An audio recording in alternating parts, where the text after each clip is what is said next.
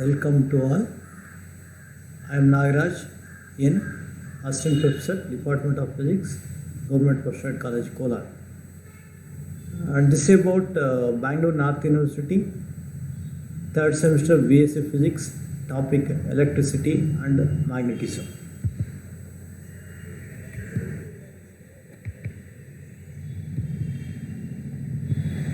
And these are the learning objectives of the session. Here one can understand the decay of charge in a series LCR circuit, expression for charge in LCR circuit with condition for overdamped, critically damped and underdamped.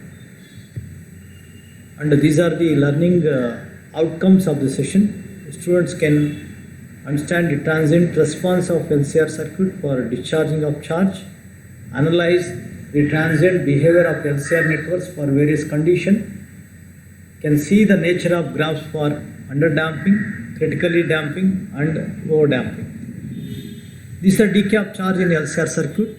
The circuit consisting of an inductor L, capacitor C and resistor R, all are connected in series with a battery of EMF E and two keys 1 and 2. At any instant, the applied voltage is partially utilized in overcoming the back EMF in the inductance, partially utilized in the resistance as a potential drop, and the rest is used in charging the capacitor. When the key 1 is closed for some time, this is a key 1, it is closed for some time, the capacitor charged to Q0. Next, when the Q1 is released and at the same time 2 is closed, this 2 is closed, the capacitor discharges through an inductor and resistor. And we know the definition of current, I is equal to dq by dt, and if you apply the Kirchhoff's voltage law in this network, the voltage across, sum of the voltage across the inductor, capacitor and resistor is 0. So this is a L di by dt is the voltage across the inductor, and IR is the voltage across the resistor, and Q by C is the voltage across the capacitor. The sum of these three is equal to 0. And if you apply I is equal to dq by dt, this equation becomes L into d square q by dt square plus R into dq by dt plus q by c, that's equal to 0. If you divide this whole equation by L, then it becomes d square q by dt square plus R by L dq by dt plus q by LC is equal to 0.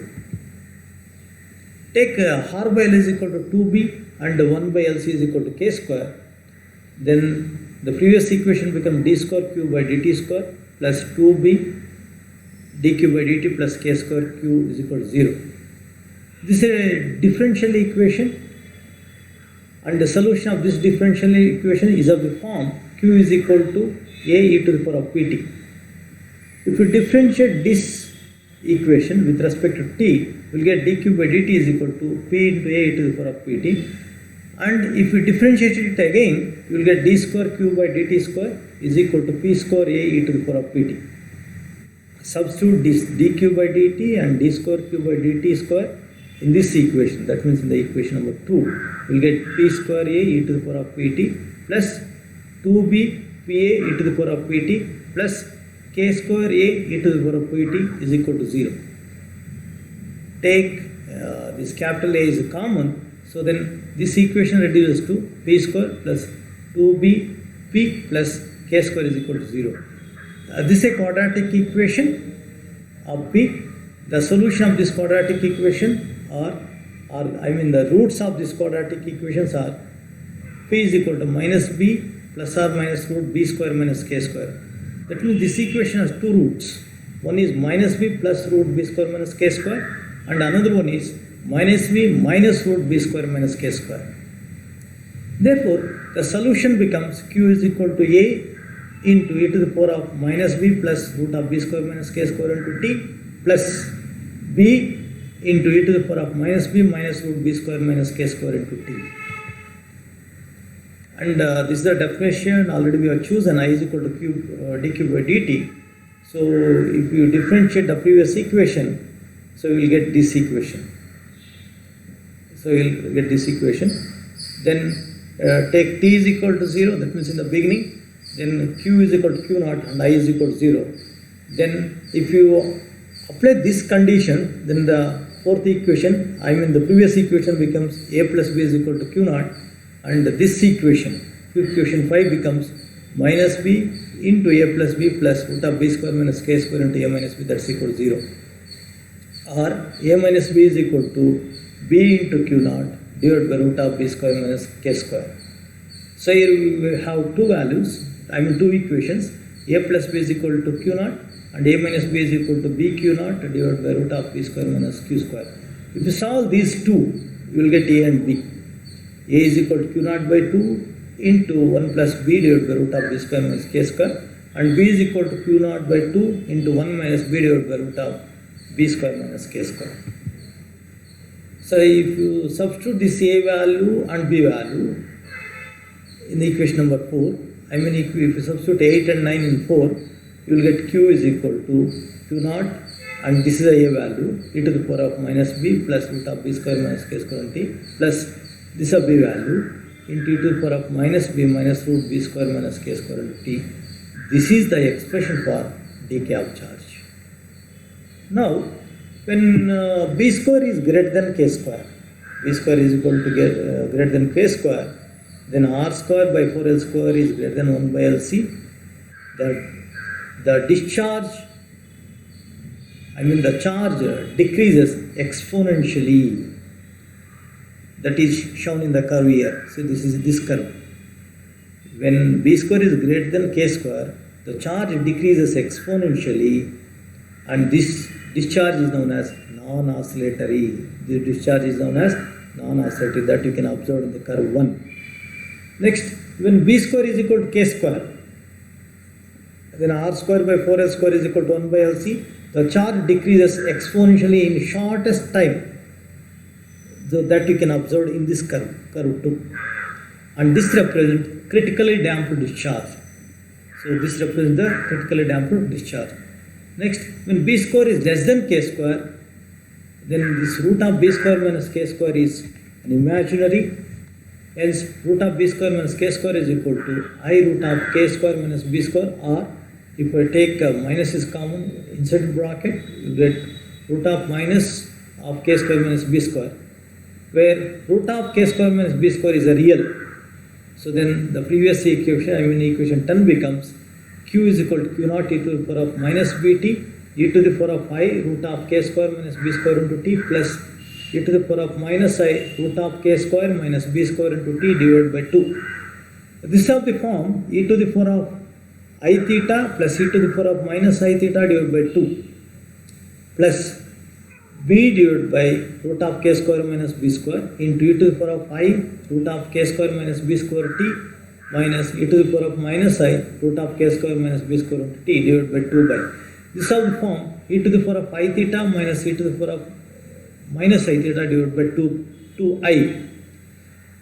So then I am taking this as it is, this constant as it is, this term as it is, q naught e to the power of minus bt into, this becomes cos of root of k square minus b square t, because e to the power of I theta plus e to the power of minus I theta divided by 2 becomes cos theta.